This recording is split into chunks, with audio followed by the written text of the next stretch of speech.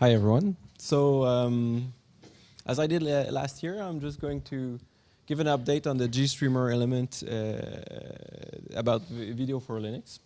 So before we start, let's say this year has been a quiet year in the V4L. I've been away for more than 15 weeks with my new parent status.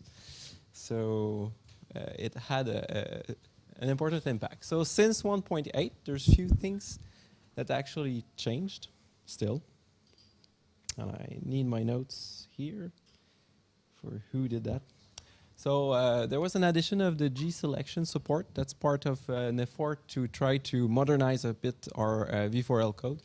So G selection in V4L is a replacement of the old crop API, which was limited. So it's basically an API that lets you select a square in your source and place it in another square in your output, basically. Other than that, there's a transform element for hardware scalars that has been enhanced to support pixel. Oops, sorry, I skipped to this one. Anyway, to support the pixel aspect ratio.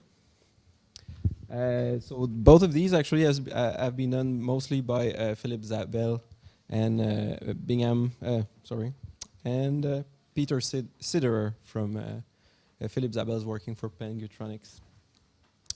We also added a lot of new pixel formats.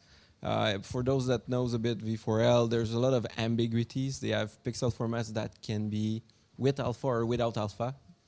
It's not defined. So they added a bunch of new formats. We integrated them into GStreamer. We also added all the duplicated formats when they have like multi-planar or non-multi-planar format. So that should work now. There's another modernization of the API that has been done to support the decoder stop commands. That's something used in the decoder element to handle the EOS and draining of your decoder. So you ask your decoder to actually stop and produce whatever is left to produce. Colorimetry, that was announced last year for 1.8, but turns out it was not quite right. And the right way was too slow. It requires too much interaction with the device.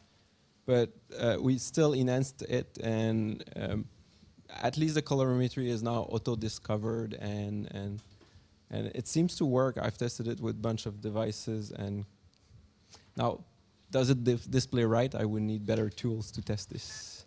My eyes don't know. Output overlay, that's an interesting one. It's something that was added by TI in 2001. We never supported it, and someone popped in with an old TI device and wanted to support it. So we just merged that code. It's exactly 2 lines of code. And I'm forgetting to say who did what. So the stop command was Peter Sider and Philip Zabel. The pixel aspect ratio by Philip Zabel. Colorimetry was again Philip Zabel and Aurélien Zanelli. The support for output overlay is Andreas Naumann. And finally, we gained the Mason build support. You probably noticed that thing all over GStreamer.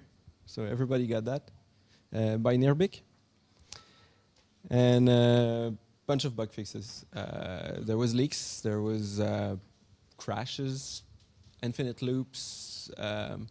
We found all sort of issue this year, and so hopefully it's more stable than ever. So I said it's a big slowdown. We just lost, in terms of total contributors, we lost 7 contributors. Still, we have new contributors. I did like only 11 out of 41 last year. Philip got 7. He only had 1 last year, and so on. I'm not going to name everyone, but still, thank you for those contribution. It keeps the V4L elements, the camera support working, and we want to keep it modern. What's next? Well, that's a copy-paste from last year. Nothing of what I wanted to do this year has been done, so we still need to rewrite the buffer pool and the allocator to support actually, to make it more flexible. Right now, it's in the way to do anything. And it causes a lot of bugs that are hard to fix. DMA buff negotiation. This is about integrating something we'll merge finally. Oh yeah. And finally, the encoder support. So there's new stuff coming in the kernel. that might be piling up. Thank you.